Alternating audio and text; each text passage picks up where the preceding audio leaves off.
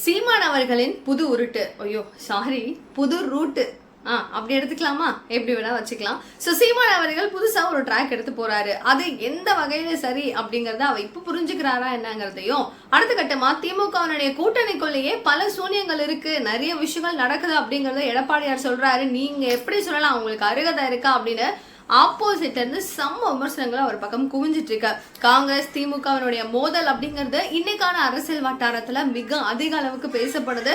செல்வ பெருந்தகையை பத்தி தான் நிறைய ட்ரெண்டிங் நியூஸ் வருதுப்பா அப்படின்னு சொல்லும் வகையில காங்கிரஸ் மாறுபட்டிருக்கு அப்படின்னாவே ஒரு பெரிய ஆச்சரியம் தான். அண்ட் விஜய் அவர்களுடைய தரமான சம்பவம் அப்படின்னு பல விஷயங்களை இன்னைக்கு நான் டீகோட் பண்ண போறேன். மிஸ் பண்ணாதீங்க, லாஸ்ட் எண்ட் வரைக்கும் ஸ்கிப் பண்ணாம பாருங்க. சோ தட் நிறைய விஷயங்கள் உங்களுக்கு உடனுக்குடன் தெரிய வரும்.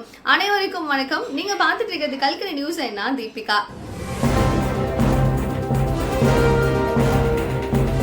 தமிழகத்துல காங்கிரஸ் தரப்புல ஒரு தலைவர் அப்படின்னா அது செல்வ பெருந்தகை. எந்த இடத்துல எவ்வளவு பெருசா அவருடைய இஷ்யூஸ் ஆகட்டும் எல்லாத்துலயுமே ஒரு ட்ரெண்டிங் பா அப்படின்னு சொன்னீங்கன்னா மோஸ்ட்லி கிடையாது. அதுதான் உண்மையான விஷயம். அவர் அந்த ஆம்ஸ்ட்ராங் அவர்களுடைய கொலை வழக்குல இவரை பத்தி நிறைய பேச்சுக்கள் ஈடுபட்டுச்சு. அதுக்கப்புறமா அவர் எங்க போனாரு அப்படின்னு யாருக்கும் பெரிய அளவுல தெரியல. கூட்டணிக்குள்ள பிரச்சனைகளா அப்படின்னு சொல்லி ஒரு கேள்வி வரும்போது அதெல்லாம் ஒண்ணும் இல்லையே அப்படின்னு சொல்லி அதற்காக மட்டும் கொஞ்சம் வந்து போற நபரா தான் அவர் இருந்தாரு.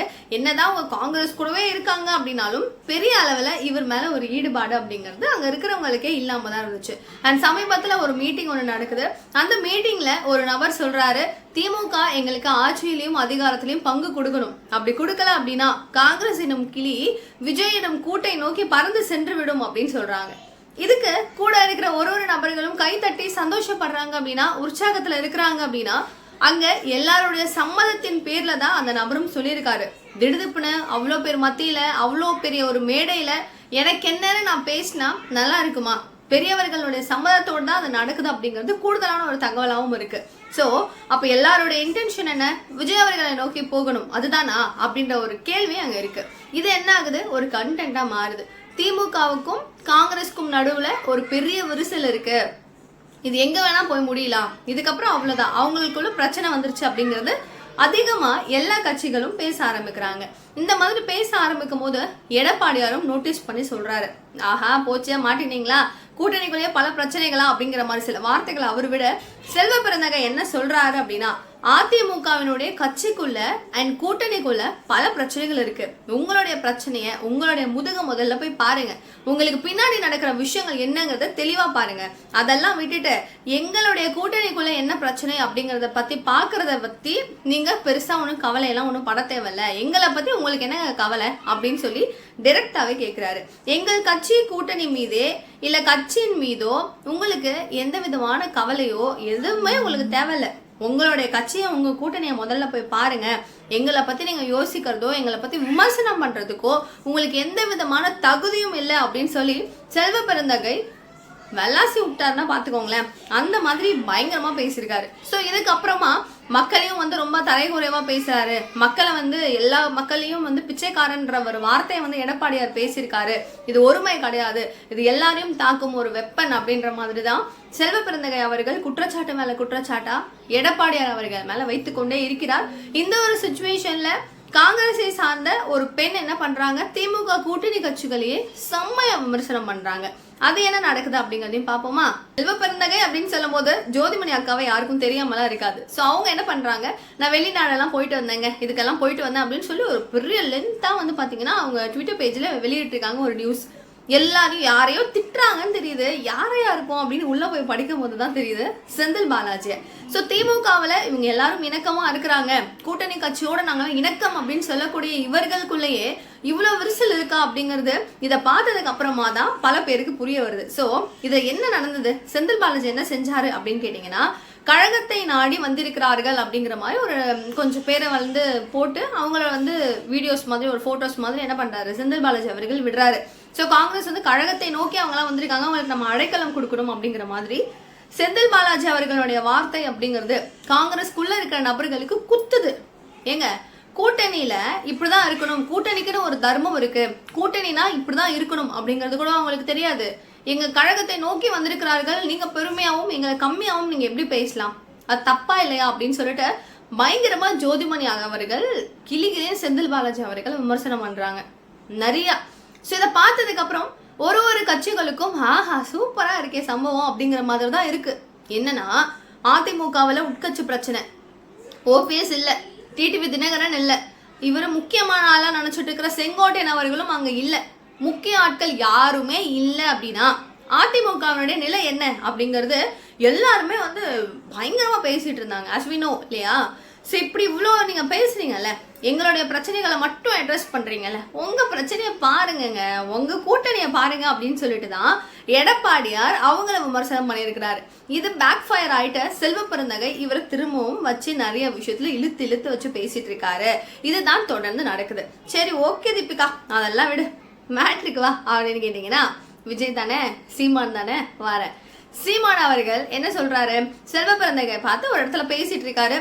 அணில் குஞ்சுகள் ரொம்ப மோசமா பண்ணது போல என்னென்னவோ சொல்லி அவர் ஏதோ விமர்சனம் பண்ண, இவங்க 2 பேரும் சேர்ந்து சந்தோஷமா சிரிச்சு பேசிக்கிறாங்க. அப்போ காங்கிரஸ் கூட மட்டும் நீங்க இணக்கமா இருக்கிறீங்களா, மீதி இருக்கிற எல்லாரையுமே திட்டுறீங்கல்ல, அப்ப காங்கிரஸ் கூட போறீங்களா, அவங்க கொள்கை சரியா அப்படின்னு சீமான் அன்று கேள்வி கேட்டார். அப்ப இன்னைக்கு அதே காங்கிரஸ்ல இருக்கிற ஒரு தலைவர் கூட நீங்க சிரிச்சு ஜாலியா பேசுறீங்களே, அதெல்லாம் எதுக்குள்ளங்க வரும்? அதெல்லாம் அரசியலுங்க, அதெல்லாம் என்ன நினைச்சிட்டு இருக்கீங்க? அவர் வந்து என்னோட நண்பர், அவர்கிட்ட நான் பேசக்கூடாதா? காங்கிரஸ் கொள்கை அதெல்லாம் தாண்டி அவர் என்னுடைய நண்பர் அப்படின்னு அவர் சொல்லலாம்.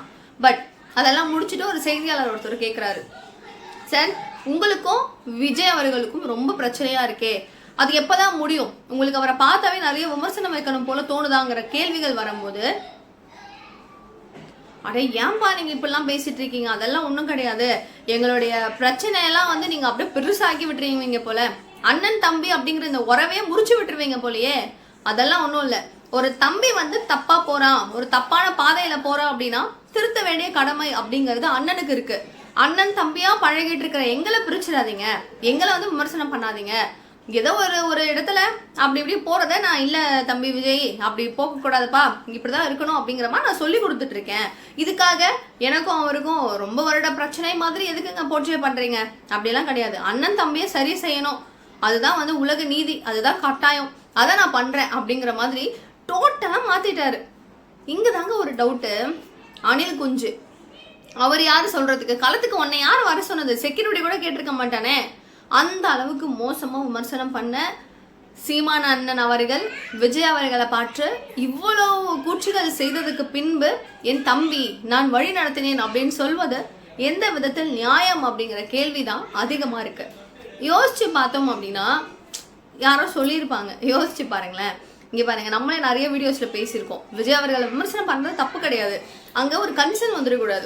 ஒரு பாவமா என்னப்பா திமுகவும் அவங்கள டம்ப் பண்றாங்க, அதிமுகவும் குத்துறாங்க, பாஜகவும் குத்துறாங்க, அடுத்து வந்து நாம் தமிழர் கட்சி இப்படி விடாம அவரை போட்டு டார்ச்சர் பண்ணாரு அப்படின்னா அப்ப எல்லாருமே டார்ச்சர் பண்ணீங்கன்னா அவர் பாவம் இல்லை அப்படின்னு சொல்லி அந்த ஒரு கன்சர்ன் வர ஆரம்பிச்சிருச்சு அப்படின்னா கண்டிப்பா மொத்த ஓட்டும் அந்த பக்கம் திரும்பிடும் அப்படிங்கிறது நாம் தமிழர் கட்சி ஒருங்கிணைப்பாளரான சீமான் அவர்களுக்கு யாரோ சொல்லியிருக்காங்க.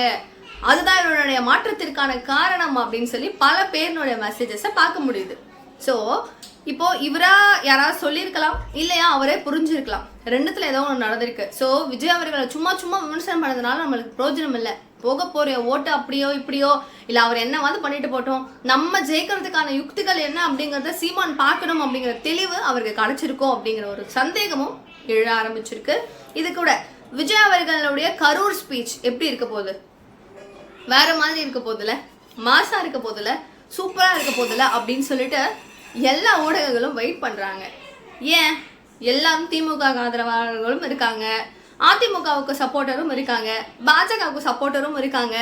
ஆனா ஏன் விஜய்க்கு அவ்வளோ வெயிட்டிங் அப்படின்னா எல்லாத்தையும் தாண்டி, எல்லா சப்போர்ட்ஸையும் தாண்டி உள்ளுணர்வுன்னு ஒன்று இருக்குல்ல, நம்ம மனசுக்குள்ள இதெல்லாம் தப்புன்னு தெரியும், ஆனாலும் ஆதரிக்கணும்னு அப்படின்ற ஒரு கடமையில அவங்க போறாங்கல்ல. ஆனா நடக்கிற விஷயங்கள்ல யதார்த்தமான உண்மையா சொல்றதுனால விஜய் அவர்கள் என்ன பேசுவாரு, ஒரு தீனி நம்மளுக்கெல்லாம் இருக்கு அப்படிங்கிற மாதிரியான ஒரு ஆர்வத்துல பல ஊடகங்கள் காத்துட்டு இருக்கோம். நிறைய கண்டென்ட் வெயிட் பண்ணிட்டு தான் இருக்கு. அதுவும் கரூர் அப்படிங்கிறது செந்தில் பாலாஜி அவர்களுடைய கோட்டை. அந்த கோட்டைக்குள்ள நடந்த முப்பெரும் விழாவை பத்தின விமர்சனம் அப்படிங்கிறது வைரலா சும்மா தீ மாதிரி பரவிட்டு இருந்துச்சு. அதை பத்தியும் விஜய் அவர்கள் அட்ரஸ் பண்ணுவாருங்கிற ஒரு நம்பிக்கையும் எல்லாருக்கும் இருக்கு. அண்ட் திரும்பவும் விஜய் அவர்கள் திருமாவளவன் அப்படின்னு சொல்லி ஒரு ஃபைட் போகுது. என்ன, ஈழத்தமிழர்களுக்காக எங்கேயாவது ஒரு இடத்துலயாவது குரல் கொடுத்தாரா? 35 ஆண்டுகளா இந்த கட்சிக்குள்ள இருந்து நாங்க குரல் கொடுத்துட்டு இருக்கோம், நாங்க அவங்களை காப்பாத்துறதுக்காக உழைச்சிட்டு இருக்கோம். அவர் இன்னைக்கு வந்துட்டு என்னைக்காவது ஏதாவது அட்ரஸ் பண்ணியிருக்கிறாரா அப்படின்னு கேட்டா, அடங்க யாருப்பா நீங்க, யாரு சாமி நீங்களா, எங்கிருந்து வந்தீங்கன்னு கேட்கும் அளவுக்கு விர்ச்சுவல் வாரியர்ஸ் அப்படின்னு சொல்லக்கூடிய தாவேகாவினர் வேற லெவல்ல வீடியோஸை இன்னைக்கு நீங்கங்க அன்னைக்கு அதாவது ரசிகர் மன்றங்கள் மூலமாவே வெறும் மன்றங்கள் வச்சுட்டு இருக்கும் போதே உண்ணாவிரத போராட்டம் அப்படிங்கிறது விஜய் அவர்கள் அப்போவே நடத்தியிருக்காரு. இதெல்லாம் நீங்க பார்க்கலையா என்ன அப்படிங்கிறதையும் போட்டு காமிச்சிட்டு இருக்காங்க, டேப் பண்ணிக்கிட்டே இருக்காங்க திருமாவளவன் அவர்களுக்கு. தொடர்ந்து பல விஷயங்கள் இன்னைக்கான அரசியல் களங்களை நடக்குது. இன்னும் என்னெல்லாம் நடக்குது, இன்னும் என்னெல்லாம் வந்து ரொம்ப சூப்பரான விஷயங்கள் அப்படிங்கிறதெல்லாம் அடுத்தடுத்த வீடியோஸ் நான் கவர் பண்றேன். மிஸ் பண்ணிடாதீங்க. லாஸ்ட் எண்ட் வரைக்குமே பார்த்துட்டு இருக்கீங்க அப்படின்னா எனக்கு ரொம்ப ஹாப்பி. அண்ட் நிறைய பேர் பார்க்குறீங்க பட் சப்ஸ்கிரைப் பண்ணாமல் பார்க்குறீங்க. ப்ளீஸ் சப்போர்ட் பண்ணுங்கள் சப்ஸ்கிரைப் பண்ணி. அண்ட் நிகழ்கால நிகழ்வுகள் ஒன்று உடனே கூட நீங்கள் தெரிஞ்சுக்கிறதுக்கு சேனலை சப்ஸ்கிரைப் பண்ணிக்கோங்க. தேங்க்யூ ஸோ மச் ஃபார் வாட்சிங் திஸ் வீடியோ. பாய்.